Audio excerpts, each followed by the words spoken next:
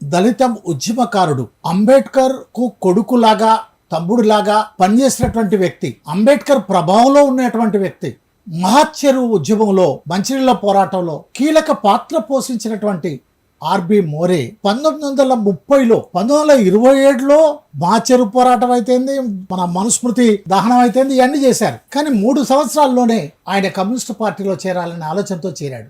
ఏది ఆయనను ప్రభావితం చేసింది? మహాచెరువు ఆందోళన సందర్భంగా ఈయన ఆర్గనైజేషనల్ కెపాసిటీసు, ఈయన మాట్లాడేటువంటి విధానము, రాసే పద్ధతి, మరాఠీ మీద ఉన్నటువంటి కమాండ్, ఇంగ్లీష్ అర్థం చేసుకోగలిగినటువంటి శక్తి. ఆయన పెద్ద చదువుకోలేదు, మధ్యలో డిస్కంటిన్యూ చేసేసి ఇంగ్లీష్లో 5వ తరగతి, మరాఠీలో 7వ తరగతి అట్లా చదివాడు. సో అటువంటి వ్యక్తి ఈయన గమనించాడు. ఆయన లోపల అంబేద్కర్ గారు గమనించిన తర్వాత ఆయన్ని తన వెంట పోరాటం అయిపోగానే తన వెంట బాంబే తీసుకెళ్ళాడు. బాంబేకి తీసుకెళ్ళాడు. తీసుకెళ్ళిన తర్వాత కొంతకాలం తర్వాత పత్రిక పెట్టారు, బహిష్కృత్ భారత్. ఆ బహిష్కృత్ భారత్లో ఈయనను రాయడానికి పెట్టాడు. ఈయన రాయటంతో పాటు మొత్తం దాని ప్రింటింగ్ వ్యవహారాలు అన్నీ చూసుకునేవాడు. దినరాత్రులు అక్కడే ఉండేవాళ్ళు. అంబేద్కర్ గారి ఇంట్లో భోజనం చేయటం, ఈయన ప్రెస్లో వచ్చి పనిచేయటం. ఆ ఫినిషింగ్ టైంలో ఒక 5-6 రోజులు బాబాసాహెబ్ స్వయంగా వచ్చి ప్రెస్లోనే పడుకునేవాడు. ఆయన రాస్తూ ఒక 2 బెంచీలు వేసేసి దాని మీద చాప వరిసేవాడు. బాబాసాహెబ్ చాప మీద పడుకుంటే ఈయన కింద పడుకునేవాడు. సో అట్లా అన్నమాట. ఆయనను అట్లా బాగా డెవలప్ కూడా చేశాడు. ఈయన ఒక సబ్ ఎడిటర్ లాగా పనిచేస్తున్నాడు అంటే ఆటోమేటిక్గా చదవటము, ఆ డెవలప్మెంట్ ఇవన్నీ వస్తాయి కదా. అట్లా ఆయన్ని తర్వాత ఈ మహత్ సత్యాగ్రహం తర్వాత నాసిక్లో ఒక సత్యాగ్రహం చేశారు, కాలారాం సత్యాగ్రహం, కాలారాం దేవాలయం ప్రవేశం కోసం. అప్పుడు అంబేద్కర్ గారి బ్రదర్ అన్న బలరాం అంబేద్కర్ చనిపోయాడు.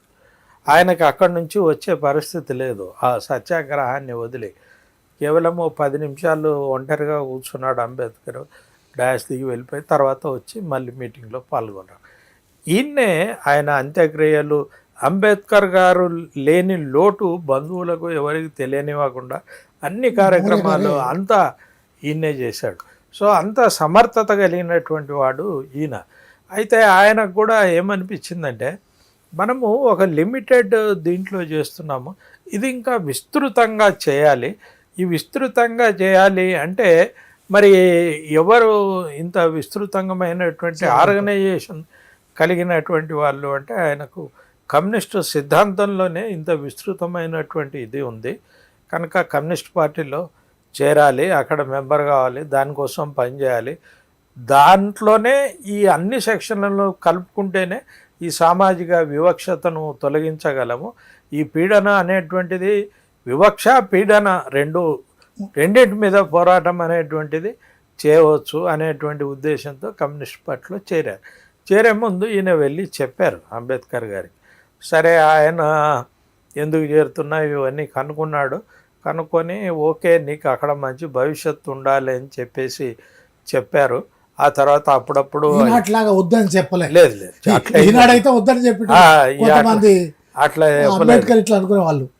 అట్లా చెప్పలేదు. నువ్వు వెళ్ళు, పని చేయి, నీకు అక్కడ విజయం లభించాలని కోరుకుంటున్నాను. అయితే అంబేద్కర్కు ఒక అభిప్రాయం ఉండేది, బ్రాహ్మణులు ఎక్కువ నాయకత్వంలో ఉంటారు కనుక నీకు ఎట్లా ఉంటుందో ఏంటో అనేది. అట్లేం లేదండి అని ఈయన చెప్పాడు. వచ్చి కమ్యూనిస్ట్ పార్టీలో చేరాడు. అప్పటికే ఆయన ఈ చార్ల్స్లో ఉండేవాడు. వాళ్ళ బంధువులంతా చార్ల్స్ అంటే ఒక చిన్న అది గోడౌన్ల లాగా కట్టేవాళ్ళు. అట్లా ఏం సత్రం అంటే అంతస్తులో సత్రం అన్నమాట, అంతే. సో అక్కడ ఉండేవాడు. అక్కడ ఉండేటువంటి జనంలో ఆయన రకరకాల యాక్టివిటీ ఆడ యూత్లో చేసేవాడు.